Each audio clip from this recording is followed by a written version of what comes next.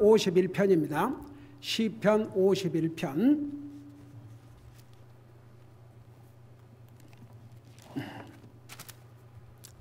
시편 51편 1절에서 5절까지 우리 같이 읽겠습니다. 시편 51편 1절에서 5절입니다. 같이 읽습니다. 시작. 오 하나님이여, 주의 인자하심에 따라 내가 긍휼을 베푸시며 주의 크신 친절한 긍휼에 따라 내 범죄들을 지워주소서. 내 불법에서 나를 철저히 씻기시며 내 죄에서 나를 정결하게 하소서. 내가 내 범죄들을 시인하오니 내 죄가 항상 내 앞에 있나이다. 내가 오직 주께만 죄를 짓고 주의 눈앞에서 이 악을 행하였사오니 이로써 주께 말씀하실 때에 의롭게 되시고 판단하실 때에 깨끗하시리이다. 보소서, 내가 불법 중에서 형성되었으며 내 어머니가 죄 중에서 나를 수태하였나이다. 아멘. 앉으시 바랍니다. 시편 51편을 참회의 시 혹은 뉘우침의 시, 또 회개의 시라 이렇게 표현합니다. 우리 51편에 보면 그 1절 전에 이렇게 말씀하고 있죠. 악자에게 준 다윗의 시, 그가 밧세바에게로 들어간 뒤에 대언자 나단이 그에게 왔을 때에 지은 시, 그렇게 되어 있죠. 자, 그게 무슨 얘기냐면, 여러분, 그 다윗은 여러분이 잘 아시다시피 이스라엘의 위대한 왕이요, 세상의 많은 사람들 가운데서 하나님께서 다윗에게 이제 우리 인류 역사로 돌아가서 아담 이브는 이제 죄를 지었다 할지라도 그 의로운 자손인 아벨에게도, 그리고 셋에게도,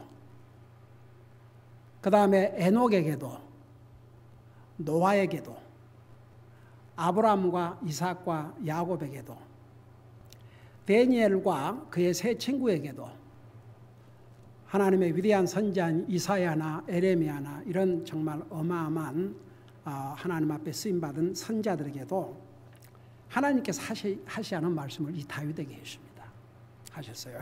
그게 뭐야 그러면, 다윗은 내 마음에 합한 자라. David's heart after God's own heart. 그러니까 하나님의 마음과 다윗의 마음이 다 일치가 됐다고 그랬어요. 자, 그것을 한국말로 번역을 해. 이제 하나님의 마음에 합하다. 다윗이 행한 일들을 보면 그 말이 해당이 될까, 그런 생각을 할 수가 있습니다.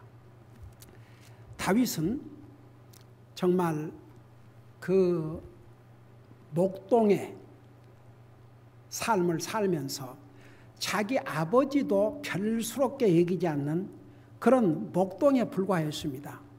나중에 이스라엘의 초대 왕으로 세운 사울이 하나님 앞에 불순종하고 범죄함으로 하나님께서 그를 버렸다고 그랬습니다. 그러면서 뭐라고 말씀하냐면, 내 마음에 합한 자가 따로 있는데 그 내 마음에 합한 그에게 안수를 하라고 그랬습니다. 그래서 여러분이 잘 아시다시피 사무엘 선지자가 다윗 아버지에게로 갔지 않습니까? 다윗의 아버지 이새에게. 그래 갔는데 이제 미리 알려줬죠. 하나님께서 내 자식들 중에 한 사람을 기름 부어 세우려고 그러니까 다 모아라.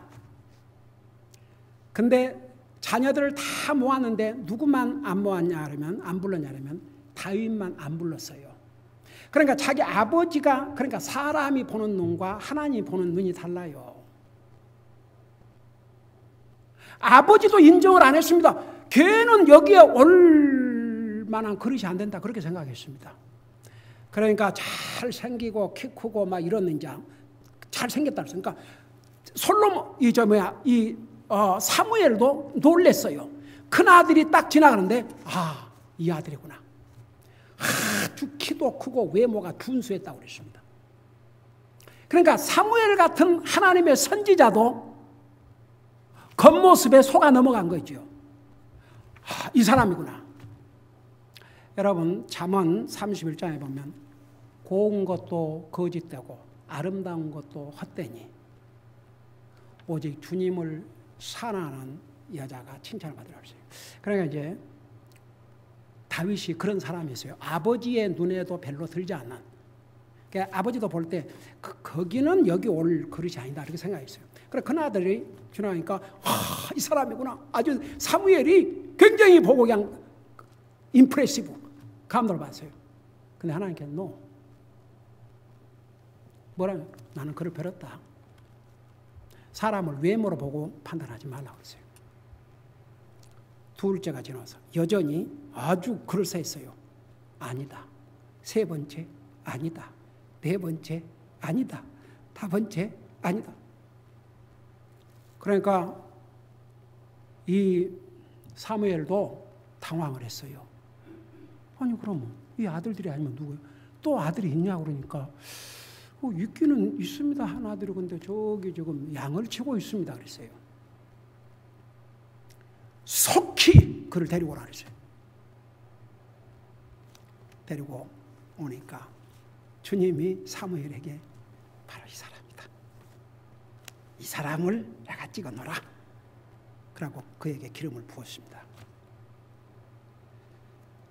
근데 그로 말미암아 결국은 나중에 이제 그 다윗이 나가서 전쟁에서 그 유명한 골리앗, 그러니까 우리 지난번에 민수기 공부하면서 이스라엘 백성들이 가나안 땅을 탐지하러 가가지고 그 땅에서 그 아주 그냥 키 큰 그런 거인들을 보고 두려워해가지고 하나님을 불순종하고 원망했지 않습니까? 근데 다윗은 아직도 어린 소년인데 그 골리앗을 두려워하지 않았습니다. 지난주에 적을 두려워하지 말라는 메시지를 전했죠. 두려워하지 않았어요. 뭐라 했습니까? 너는 창과 검으로 오지만 나는 만군의 여호와의 이름으로 너에게 나가노라. 오늘 너를 쳐 죽여서 이스라엘에 하나님이 계신 것을 알게 하겠노라. 그리고 물맷돌을 던지니까 그냥 그 엄청난 장수가 이마에 돌이 박혀갖고 쓰러져 죽었지 않습니까? 그래서 결국 어떻게 했어요? 가서 그 골리앗의 옆에 차고 있던 칼을 뽑아가지고 그의 목을 베지 않습니까? 대단한 거죠. 사울 왕도 깜짝 놀랐습니다. 그 모습을 보고 자기의 장수로 삼고 자기 옆에 두고 그래서 전쟁에 나가서 많은 승리를 하고 왔지 않습니까? 그래 한 번은 전쟁에서 돌아오니까 그 물길로 온 여자들이 다윗이 죽인 자는 만만이요 사울이 죽인 자는 천천이다. 그러니까 다윗에게는 10,000명을 돌려드리고 자기에게는 1,000명을 돌렸다고 거기서부터 질투하기 시작했고 결국은 죽이려고 하나님 두려워하고 하나님 나라 하나님 백성을 다스리고 하나님께 주신 그 왕권을 가지고 나라를 잘 다스리고 백성들을 잘 인도해서 하나님을 두려움으로 섬기게 하기는 고사하고 다윗을 잡아 죽이기 위해서 그러고 쫓아다니다가 결국은 하루에 그 자식들과 함께 다 죽임을 당하지 않습니까? 그렇게 해서 왕위에 올랐는데 그 이제 다윗의 그 삶 중에서 8년을 쫓겨다니면서 그 사울을 죽일 기회를 하나님께서 여러 번 주셨어요. 근데 하나님 앞에 다윗이 뭐라 했습니까? 하나님께서 기름 부은 종을 내 손으로 해치지 않겠다. 그러나 하나님께서 하나님의 때에 해결하실 테니까 그래서 끝까지 손을 대지 않았습니다. 나중에 아말렉 군사가 사울 왕이 죽은 것을 알려주러 왔지 않습니까?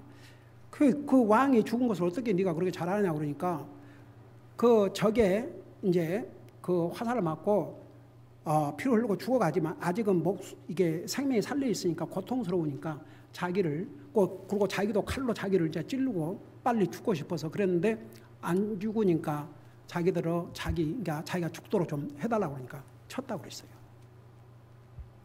그러니까 너가 감히 하나님의 기름 부음 받은 종에게 손대기를 두려워하지 않느냐. 그 자리에 세상에서 처형을 했지 않습니까? 그러니까 그런 모습들이 참 하나님 보실 때 아름다운 거죠. 자기 원수 중에 원수인데 그 원수를 자기 손으로 갚지 않겠다는 거. 성경은 하나님께서 벌써 원수 내게 맡기라 그랬어요. 로마 13장에 뭐라 하십니까? 그래서 내 원수가 목마르면 도리어 마실 것을 주고 배고픔을 줘라. 그것이 건물에다 숯불을 쌓아 올린 것이라 그러지 않습니까? 그러니까 원수 갚는 걸 내게 맡기라. 그러니까 우리가 우리 손으로 원수를 갚으려고 하지 말고 하나님에 맡기는 것이 가장 안전한 것이라는 것을 이제 그 다윗은 프랙티스하고 살았습니다. 결국 그렇게 해서 이제 다윗이 처음에는 유다 지파의 왕으로만 있었지 않습니까? 7년을 근데 이제 나중에 이스라엘의 장수가 이스라엘 백성들을 다 데리고 올라왔는데 또 그 장수를 이 요압이 죽였지요. 그러나 결국은 이제 하나님께서 유다의 백성들과 나머지 지파의 백성들을 다 하나로 모아서 통일된 나라의 왕이 된 것이요. 왕에 올라서 정말 하나님을 두려움으로 섬기고 하나님 마음에 들게 잘 해왔습니다. 그리고 전쟁에 나갈 때마다 하나님께 항상 다윗은 물었어요. 제가 이 전쟁에 갈까요? 이 전쟁에 승리 주시겠습니까? 항상 하나님 앞에 먼저 물었습니다. 그래, 가라. 내가 그들을 내 손에 붙여주겠다. 그럼 가서 또 승리하고 또 그 승리하고 또 승리하고 그야말로 이스라엘은 이제 정말 번영을 이루고 주변 국가들이 벌벌 떠는 그런 대강국을 이루었지 않습니까? 하루는 전쟁에 나갈 때가 됐는데 전쟁을 안 나갔다 그랬어요. 그러니까 부하들만 장수들만 다 전쟁에 보내고 자기는 그냥 궁궐에 머물렀다 그랬습니다.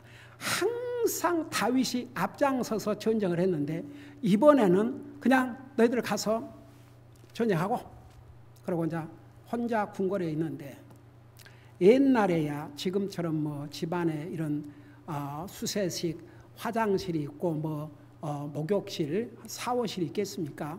우리 옛날 한국에서 그렇지 않습니까? 다 물 받아갖고 밖에서 이렇게 목욕을 했죠. 이런 다라라고 그러죠. 다라. 우리 말로는 다라라고 그랬어요. 큰 양품 같은 거 이런 데다가 물 받아갖고. 우리 어렸을 때는 그냥 내과에 가서 다 하고 그랬지만. 왕궁 주변에 집들이 있으니까, 개인이 사는 집들이 있으니까, 왕궁 옥상에 올라가서 다 이렇게 걷고 주변을 보고 이러는데 바로 머지않는 거리에 한 집 뒤뜰에서 웬 여자가 모욕을 하고 있는 모습을 보았어요. 눈에 보기에 많이 아름다웠겠지요.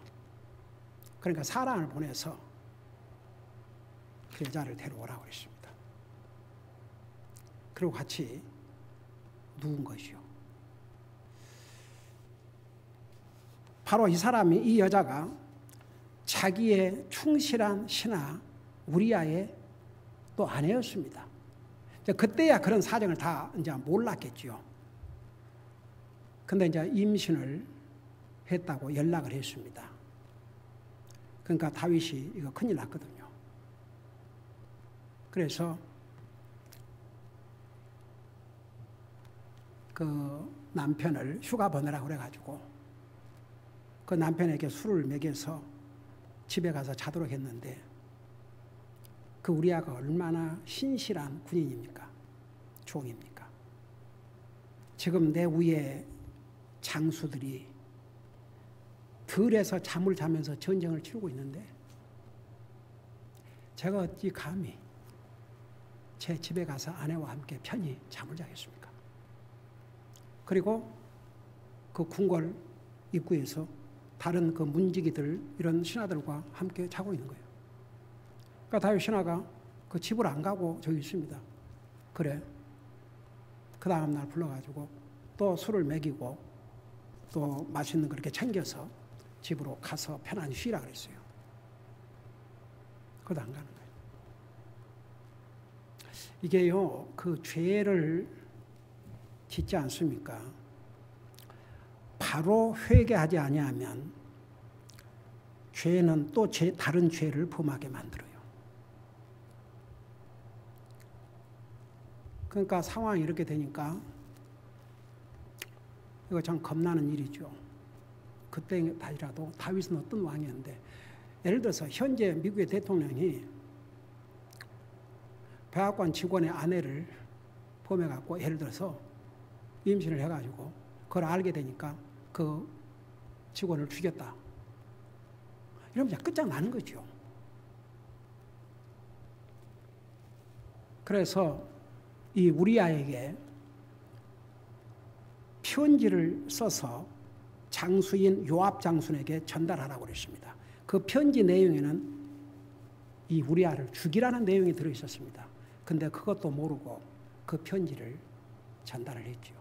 그래서 결국은 그를 전쟁의 위험한 곳에 보내가지고 우리아가 죽었습니다. 이 사실을 요압은 다른 신하에게 보냈습니다. 만일에 왕이 어찌하여 어리석게도 그 성문, 적의 성문 가까이 가서 그런 위험한 전쟁을 했냐고 책망을 하면 얼른 그때에 밧세바의 남편 우리아도 죽었습니다. 그렇게 전달하라고 그랬습니다.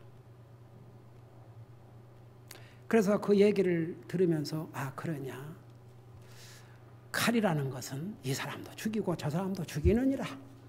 그러므로 요압에게 조금도 마음 쓸 것 없다고 전해라. 이게 다윗 같은 위대한 사람이 이 일을 했다. 믿어지지 않죠?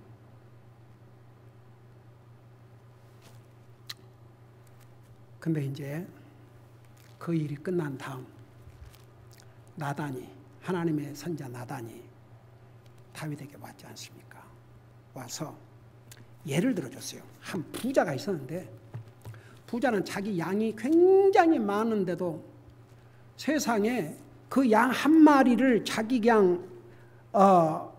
자기 가족처럼 여기고 사는데 그 부자 집에 친구가 오니까 자기가 가지고 있는 그 많은 양들은 놔두고 저 양 한 마리와 사는 그 집의 양을 빼앗아 가지고 손님을 대접했다. 그러니까 다윗이 뭐라 했습니까? 그놈을 당장 죽이라 했습니다. 잡아라, 당장 죽이겠다. 그러니까 나단이 바로 그 자가 당신입니다.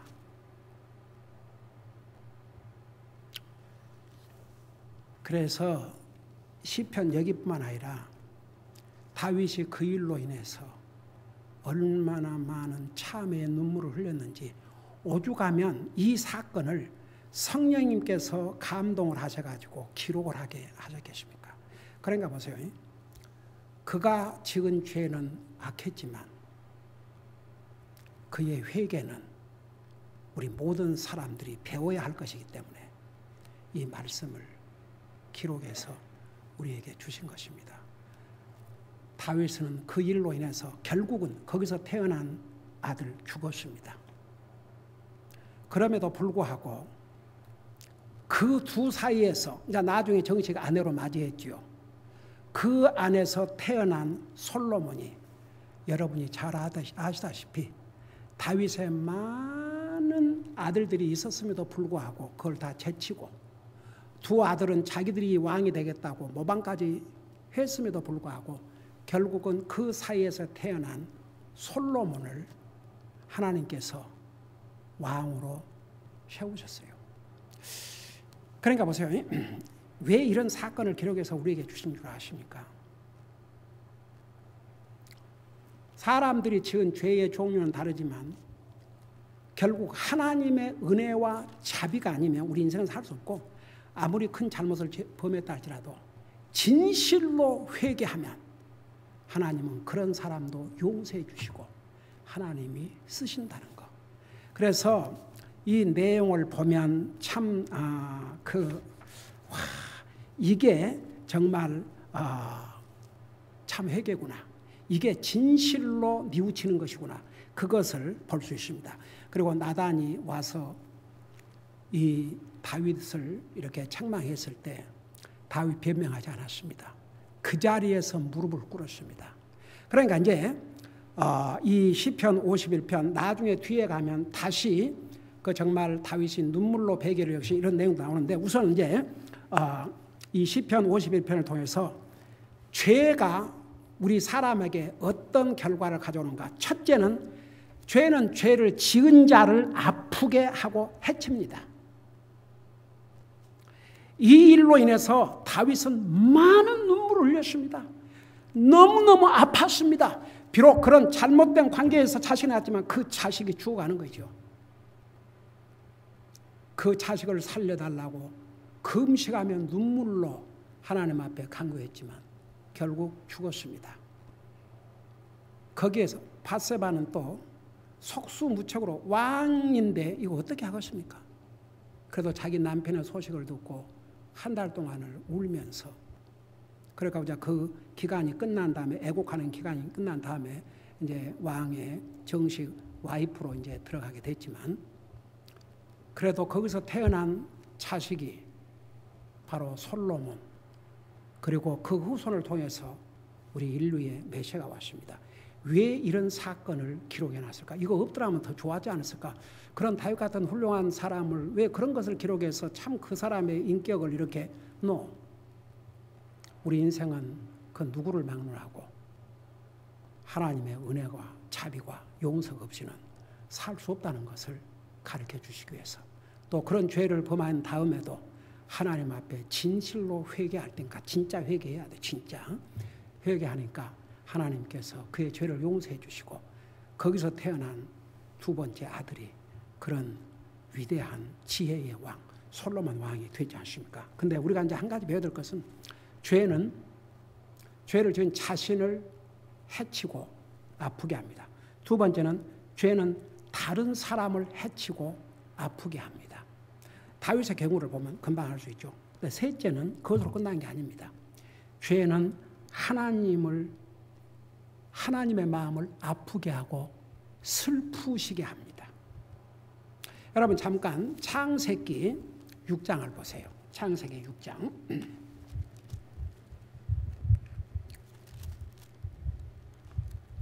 창세기 6장을 보시기 바랍니다.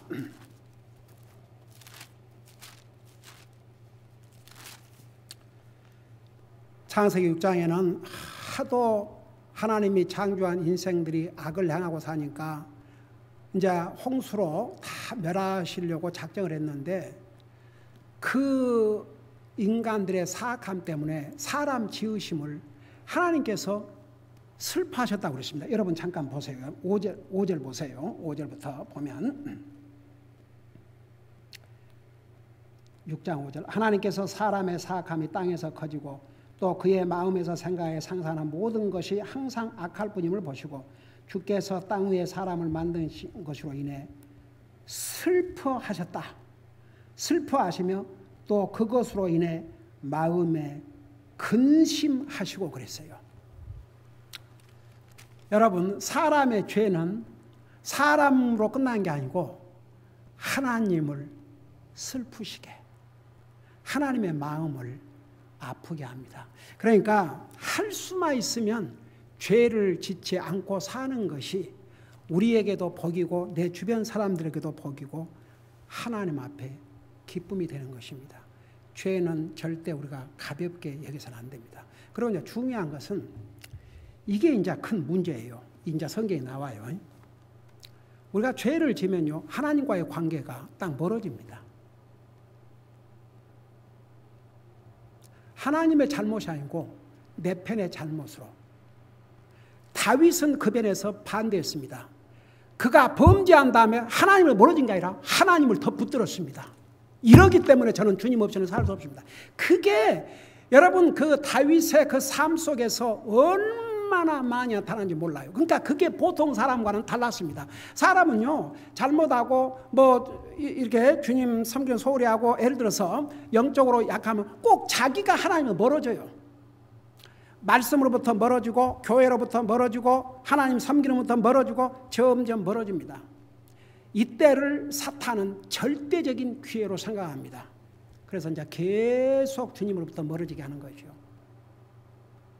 어떤 경우는 진짜 믿는 사람도 그럴 수가 있어요. 그러면 이제 그런 사람들은 스스로 회개하고 돌아가지 않으면 하나님이 징계의 채찍을 드는데 그 징계의 채찍이 어떤 채찍일지는 누가 봐도 없어. 아무도 몰라요. 우리 지금 수요일 날 히브리서 12장을 통해서 하나님은 사랑한 자를 징계하시나니 징계가 없으면 사생하라고 그러지 않습니까?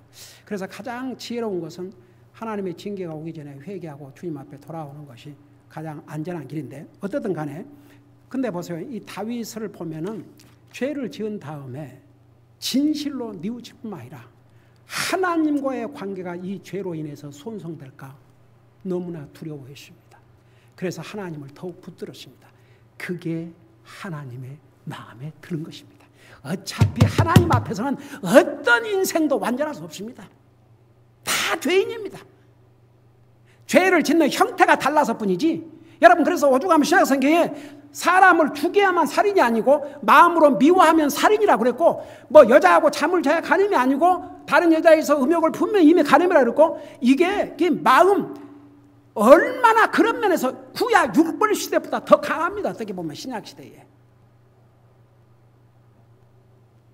그러니까 우리가 이런 죄를 짓지 않는다 할지라도 여러분, 그러니까 오늘 낮에 주신 말씀대로 하나님보다 더 소중한 우상이 내 삶 속에 있으면 그것 때문에 망합니다. 하나님과의 나의 관계를 망치는 우상이 있다면 그것 때문에 망합니다. 그러니까 뭐 이런 죄를 안 짓다 할지라도, 그래서 우리는 그 죄의 기준이라는 것이 무슨 사람 생을 꼭 사람을 죽이고 살인하고 뭐 이런 것만 해야 죄가 아니고, 여러분, 가장 큰 죄는 하나님 안 믿는 게 가장 큰 죄고, 하나님의 자녀들로서 지을 수 있는 가장 큰 죄는 하나님을 페이스풀하게 섬기지 않는 것. 그러니까 아까 우리 어떤 성산 편지에서 지금 세상은 이렇지만 we need to remain faithful to Him. 우리가 필요한 것은 우리는 여전히 주님 앞에 faithful하는 것. 그러니까 이제 다윗이 이런 잘못을 했음에도 불구하고 그는 진실로 뉘우쳤고 죄 때문에 하나님과 자기와의 관계를 절대 망치고 싶지 않았습니다. 그래서 눈물로 하나님을 붙들었습니다. 제가 그 한 예를 51편 보세요. 이제 다시 거기를 갈 테니까 보세요. 10절 11절에 보면 오 하나님이여 내 안에 깨끗한 마음을 창조하시고 내 속에 올바른 영을 새롭게 하소서. 11절 나를 주의 앞에서 쫓아내지 마시고 주의 거룩한 영을 내게서 거두지 마소서. 와, 다윗은 두려웠습니다. 자기 죄 때문에 하나님과의 관계, 하나님 앞에서 쫓겨나고 하나님께서 주신 그 성령을 거두어하실까. 그러니까 보세요. 우리가 연약해서 죄를 짓지만, 근데 보통 사람들 죄를 지면 꼭 이게 영적으로 약해져 버려요. 그래서 점점 주님과 멀어져요. 말씀과 멀어져요. 그게 사탄이 바로 노리는 것입니다. 우리가 잘못을 했으면 바로 뉘우치고 더 주님을 붙들어야 됩니다. 더 주님을 붙들어야 됩니다. 여러분, 오늘 잠깐 신명기 4장을 봐요. 아까 그 부분을 읽었지만 신명기 4장 4절을 보세요. 신명기 4장 4절에 보면 정말 우리에게 얼마나 위로와 힘과 용기가 되는 말씀이 있는지 모릅니다.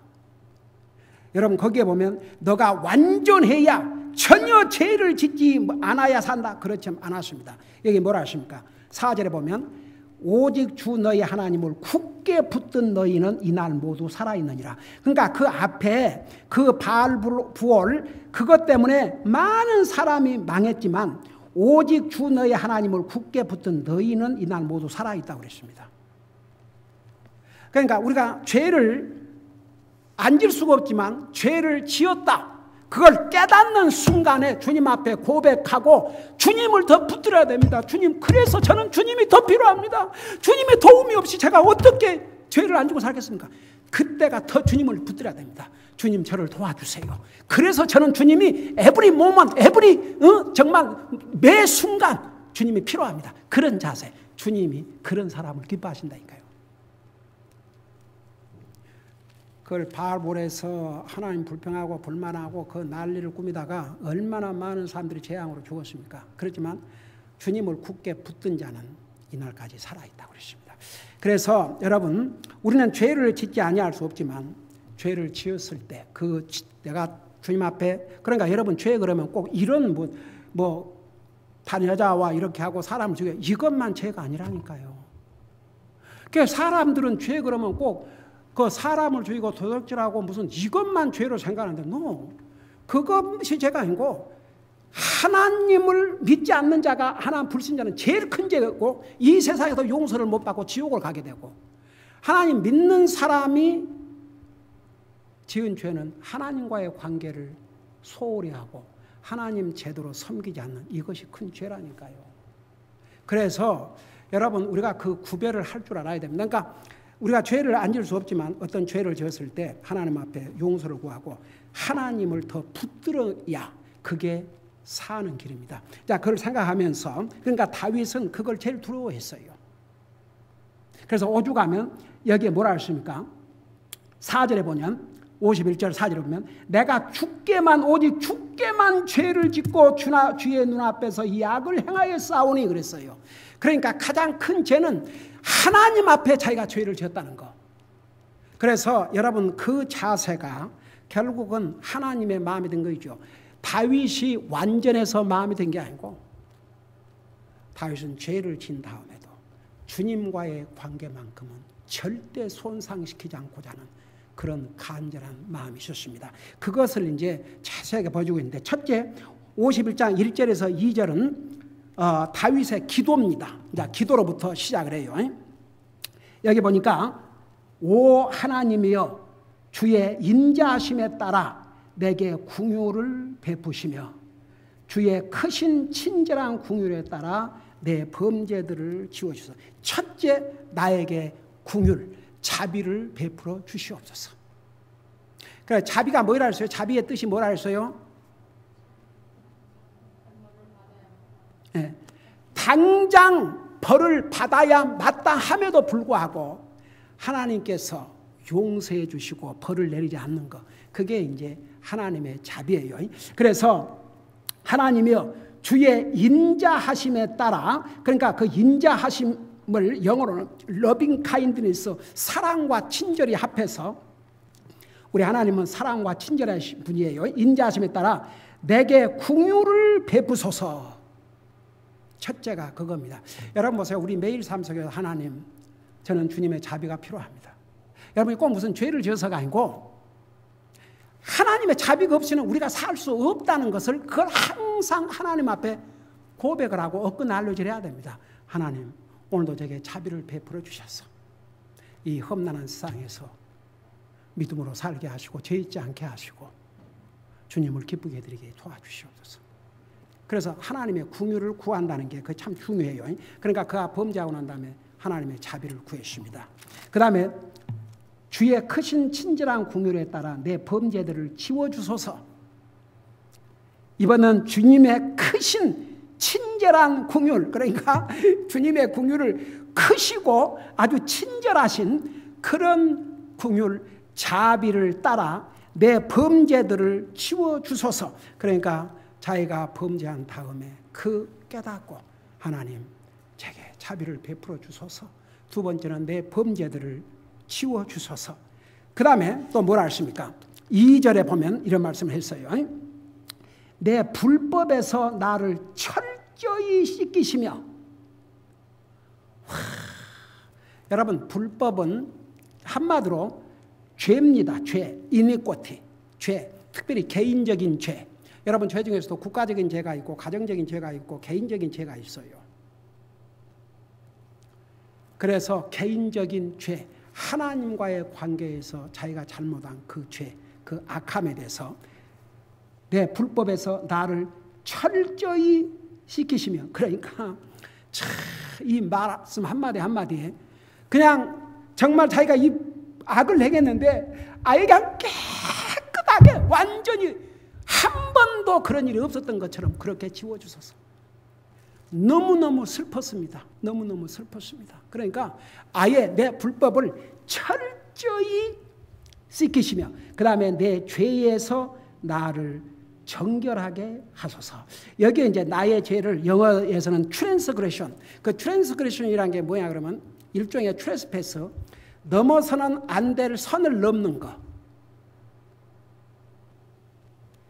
넘어서는 안 될 선을 넘는 게 이 영어로 트랜스그레션. 그러니까 이제 한국말로는 죄지요.